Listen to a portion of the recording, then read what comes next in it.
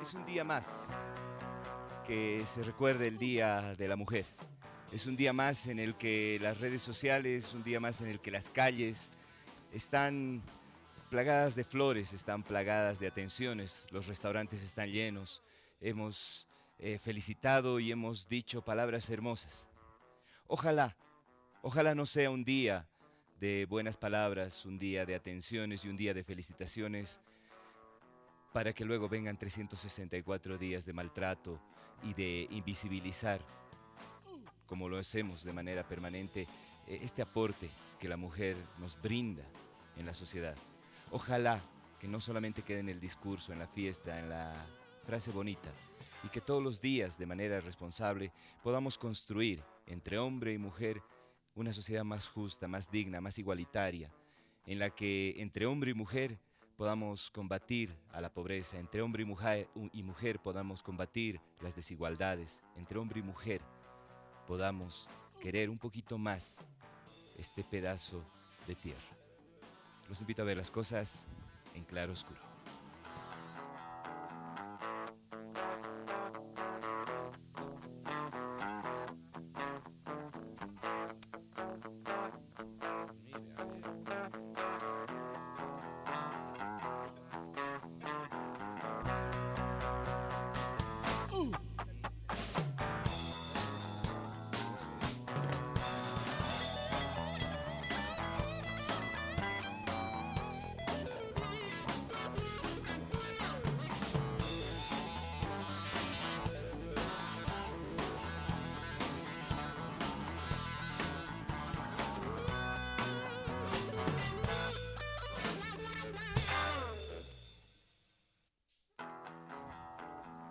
Hola, Bolivia, linda y querida, ¿cómo están? Bienvenidos, muy buenas noches. Estamos comenzando esta edición especial de Claroscuro porque este programa de verdad lo queremos dedicar, como lo hemos anunciado hace ya algunos días, al hombre, al humano, al político. Hoy vamos a tener un encuentro con esa persona que a veces nosotros alejamos por el cargo de autoridad que tiene, pero dejamos de aprovechar esas virtudes de persona pensante y de ser humano. Hoy vamos a intentar conocer y escuchar a Álvaro García Linera, tendiendo puentes. Ahora.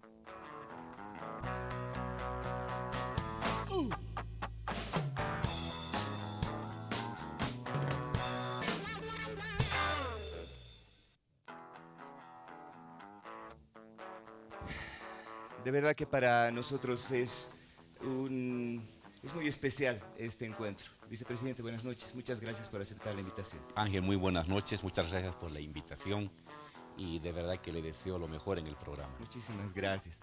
Vicepresidente, no sé si agradecerle o criticarle primero porque no me ha dejado ver el partido, estaba preparando esta entrevista, pero hemos empatado. Nos han empatado. Usted lo ha vivido. Sí, nos han empatado, estábamos ganando muy bien. Ya. Faltó un poco más de esfuerzo en la defensa, faltó cierta habilidad y cierta malicia, como dice el diablo Echeverry, Sí. para saber utilizar experiencia. Faltaban 5 minutos, estábamos ganando 2-1. Sí. Pero en fin, nos quitaron la victoria, nos sentimos muy tristes, pero habrá que seguir apoyando a nuestro equipo. Así es. ¿Es futbolero, dice? Cuando juega la selección Cuando boliviana, juega la sí. selección. No tiene ningún equipo. No. De joven no ha No. seguido a ningún. Pero acompaño a la selección, gane o pierda, Eso es. la acompaño. Soy muy leal a la selección boliviana.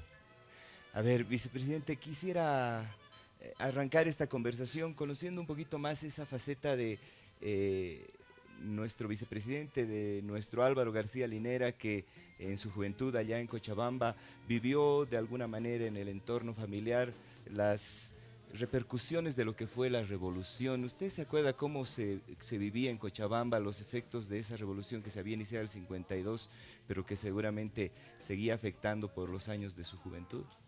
Bueno, yo la niñez y la juventud la tuve entre Cochabamba y La Paz. Ya. Yo nací el año 1962. Sí. Me acuerdo, cuando tendría 4 o 5 años, era muy niño, no iba todavía al colegio. Ajá. Y me acuerdo cuando salían de la plaza los camiones Ya. llenos de campesinos con armas, Ya. con sus Mauser. Ajá. Y yo veía y mi abuelo estaba al lado. Ya.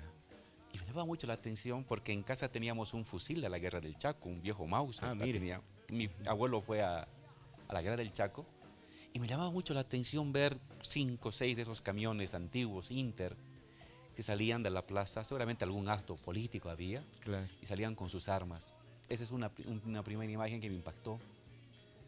Luego, el año 67, yo ya tenía 5 años. Sí. Mi abuelo le gustaba comprar mucho los periódicos. Siempre había en la casa, en la cama, el periódico del día. Y me acuerdo la foto del Che, cuando se muere, Presencia. Sí. Llegó de La Paz. ¿Cuántos años tenía, dice? 5 años. Muere el 67 el Che, yo nazco el 62, son 5 años. Cierto. Pero tengo la imagen, el periódico abierto, en Presencia, abierto encima de la cama del abuelo. Ajá. Y yo no sabía leer. Ya. Pero esa imagen del barbudo, ajá, está muy grabada en mi memoria. Luego yo me vine acá, Ángel, me vine a vivir a La Paz. Ya. Y lo que me acuerdo ya en el colegio era que cuando había golpe de Estado, sí, se clausuraba el año. Claro. Si los golpes eran pasado julio, se clausuraba. Si eran antes de julio, se mantenía. Mira. Entonces, por decreto pasábamos todos. Era julio, el golpe de Estado, por ejemplo, de Miranda, el golpe de Estado de Torres, Ya. el golpe de Estado de Banzer. Sí. Los changos lo vivíamos como que con expectación porque pasábamos de año sin haber estudiado nada. ¿Cuántos años tenía en el golpe de Banzer, Presi? Ya tenía 9 años. 9 años. Pero lo que sí también me daba mucho miedo, yo vivía por Miraflores, por la avenida Saavedra, media cuadra de la avenida Saavedra. Ya. Y ahí hubo el bombardeo, ametrallamiento a la Laicacota cuando estaban los Claro. jóvenes del ELN y la universidad. Claro. Y cuando había golpe de Estado teníamos que colocar los colchones en las ventanas para que no entren las balas. Ajá. Y nos quedábamos en la casa durmiendo en el piso, Ujú. porque los colchones era para proteger las ventanas. Y me acuerdo que ha debido ser, el golpe es el 19, Ya. triunfa el 21. Ha debido ser el 19 o 20 que salimos con los mayores hasta la Plaza Saavedra, Sí. cuando había un revoltijo por el estadio, Claro, se estaban por enfrentar con el ejército que estaba en el Estado Mayor. y sacaban subiendo. armas de la intendencia. Ah, no le puedo Yo me creer. acuerdo que sacaban armas, y yo las veía pasar, y era un niño de 9 años. Mira. Y uno de los vecinos se llevó una metralleta, que claro, no había tenido percusión. Claro. Pero eran tiempos turbulentos. Y luego ya más adolescente, cuando estaba en el colegio, regresé a Cochabamba a sacar el bachillerato en el Colegio San Agustín. El miedo en la noche. Si tú llegabas más allá de las 10 de la noche, te podían cargar en un caimán y hacerte Los desaparecer. toques de queda. Entonces había que correr, 9:30, correr para llegar a la casa. Ajá. Y si eras 10:15 y comenzabas a oír las movilidades que eran los caimanes, Sí. tenías que esconderte, que pase el caimán y luego correr, picar hasta llegar a la casa porque podía sucederte cualquier cosa. Son imágenes de niño, Sí.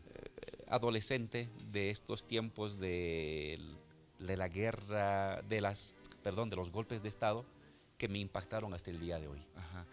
¿Y usted cree que esos eventos de alguna manera han ido despertando al ser político que es Álvaro García Linera? Yo creo que lo que más ha influido en mí son 2 cosas. Primero, el acercamiento intelectual Ya. de la lectura. Sí. Yo comencé a leer desde muy joven, 12, 13 años. ¿Cuál ha sido su primer libro, vicepresidente? ¿Se acuerda? Novelas. Novelas. Ya. Novelas sobre la guerra del Chaco, me acuerdo Laguna H3. Ya. Luego las novelas que te hacían leer en el colegio, ¿no? Sí. El Quijote. Pero me escapaba yo de las novelas y comencé a buscar literatura marxista. Ya. Y ¿Quién se la recomendó, se acuerda? Era un tiempo de efervescencia. Ya. Entonces, si tú no eras izquierdista, si tú no hablabas de Marx y de Lenin, seguramente no podías conseguir chica.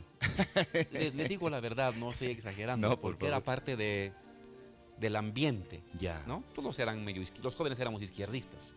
Claro, otros estaban ya en la pelea, nosotros éramos jóvenes de 13, 14 años que estábamos despertando en plena dictadura, Sí. despertando al pensamiento político. Y a los 15 años yo leí El Capital de los 3 tomos.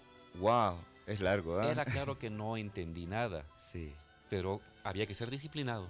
Y toda mi vacación de verano sí. la usé para leer los 3 tomos del Capital. Los 3 en una vacación, Sí, vicepresidente. son 3 tomos, cada tomo de 800 páginas. Sí, ¿no? sí, yo la he leído en años, tengo que confesar. Pero eso fue básicamente disciplina, porque yo no entendía. Claro. Hice mis anotaciones en mi cuadernito, Ya. que lo guardo hasta hoy. Y luego había que leer Hegel, había que leer Kant, había que leer Althusser, había que leer Gramsci, había que leer Lenin, había que leer Mao. Y eso me gustaba, eso me inclinó mucho desde los 14, 15 años. Ya. Pero la segunda cosa que me impactó, Ángel, fue, yo estaba acá, vine a visitar a algunos parientes, el bloqueo de caminos del año 1979. Había entrado como presidenta Lydia Gayler, Ya. después del golpe de Natus Bush, Ujú. donde hubo más de 500 muertos por San Francisco, claro. por la Villa Victoria, el Alto. Y la Confederación Campesina, a cargo de Genaro Flores, convocó un bloqueo. Y se bloqueó.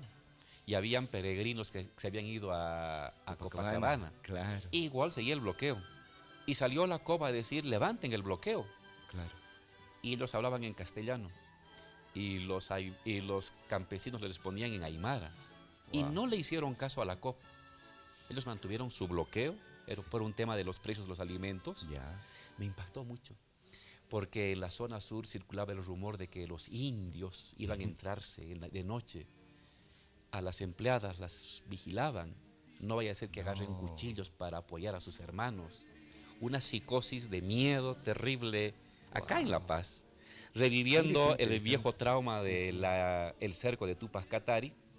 Y desde ese momento, a mi inclinación socialista, se incorporó esta fascinación por el mundo indígena, Ya. por su fuerza, por su discurso, por su autonomía, por su historia. Claro. Y desde entonces caminé con los 2 pies, Sí. el marxismo, el socialismo y el indianismo. Especialmente esta fascinación por el mundo aymara quechua, que desde entonces hasta el día de hoy se mantiene. Claro. Yo creo que esas son las 2 fuentes que alimentaron Es que una mi parte acercamiento a la política. No me quiero ir todavía hasta México porque seguramente vamos a hablar de su viaje a México. Me gustaría quedarme un tiempito más acá para que me describa un poco más de cómo se vivía en esos tiempos, cómo se entendía un sistema político que de verdad estaba envuelto, imbuido en los gobiernos militares, en una inestabilidad permanente, en un acoso de verdad social. Y todo esto, vicepresidente, para entender realmente la dimensión que la vamos a hablar más adelante de lo que significa recuperar la democracia en Bolivia. Claro, tengo más conciencia de la gestión de Banzer del Ya. 71 a 1977. Este miedo, ¿no?, al golpe, a las ventanas, el que las universidades estén cerradas. Sí, Y claro, tú no podías... Yo de niño no me preocupaba, pero cuando comencé a tener ya 12, 13 años, te recomendaban en la casa, en el colegio, que no mostrara los libros que estaba leyendo, claro. que podía tener problemas. Podía no volver a casa. Está bien que leyera, en fin, que eran libros muy radicales, pero que no era bueno andar por la calle y no era bueno mostrar a ciertos amigos, porque no vaya a ser que vayas a tener problemas y no regreses a tu casa. Claro. Entonces esta idea de clandestinidad, Ya. de hacer las cosas a escondidas. Sí. Yo me acuerdo que iba a la librería a los 15 años, 14, a querer comprarme los libros. Estaba de moda entonces Gramsci, Ya. Althusser, los regulacionistas en economía. Y claro, cuando venía el golpe de Estado, porque entre Banzer hasta la recuperación de la democracia hubo golpe de Estado, elecciones, golpe de Estado, Sí. elecciones. Y cuando venían las elecciones, las librerías se llenaban de libros socialistas. Venía el golpe de Estado, desaparecían. Entonces yo iba a los amigos del libro y me hacían entrar a un cuartito especial porque había habido golpe de Estado y era mejor guardar los libros, no vaya a ser que vengan a quemarlos o vengan a encarcelarlos. esta idea de miedo, de que el pensamiento es perseguido, Sí, de que no puedes pensar libremente.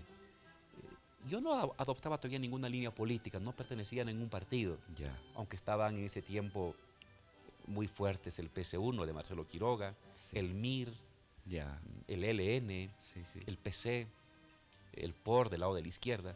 Yo no militaba, prefería leer, ya. Ni enterarme una bien. reunión, grupos de estudio, nada todavía. Había grupos de estudio grupos ya, de estudio, sí. y los fomentaban en el colegio, Ah, ya. los fomentaban. Pero no Pero- con una intencionalidad política, No. de hacer política, de estar metido. Era en- para formar conciencia Ya. social. Y ahí me sucedía algo que se formaba un grupo de lectura, digamos, había que leer, no sé, el libro de Kojev sobre Hegel. Ajá. Y a mí yo decía, bueno, si estoy leyendo a un intérprete de Hegel, leeré a Hegel. Ya. Buscaba leer a Hegel, pero luego cuando ya leía a Hegel, nadie me seguía. Ya. Mis amigos se quedaban nomás con la lectura resumida de Hegel, o la lectura resumida de Marx, o la lectura resumida de Kant, Ajá. o la lectura resumida de Lenin. Y entonces ahí eso me dejó un poco frustrado. Ya. Y por eso tampoco milité, Ya. porque veía que no le daban mucho No mucho profundizaba. hincapié en la teoría. Claro. Y era el activismo, ir a colar Sí. panfletos. Repartir periódicos. Pero en el debate político se armaba el grupo, uno quería profundizar Sí. y ya no, ahí ya desaparecía el grupo. Mm. Entonces me quedé leyendo con una o dos personas más. Uno de ellos se fue a Estados Unidos a trabajar en la NASA. Ah, mire. El otro, sí, básicamente con él nos quedábamos a debatir porque no encontrábamos una retroalimentación. Pero fueron tiempos en los que me permitió ver las líneas políticas, las posiciones. Ajá. Pero ya militancia política fue después de regresar de De México. México. De eso Acá- vamos a hablar. Acá era en un básicamente lectura Ajá. y observar lo que sucedía en el país. Eso es. Cuando volvamos de la pausa vamos a intentar profundizar esto al Álvaro García Linera, que a partir de esa necesidad de leer, de estudiar, de conocer, de profundizar la teoría, parte hacia México y vamos a hablar de su retorno y vamos a hablar de cómo sucede ese retorno y qué sucede cuando retorna. Ya volvemos enseguida con esta entrevista especial al vicepresidente del Estado, Álvaro García Linera.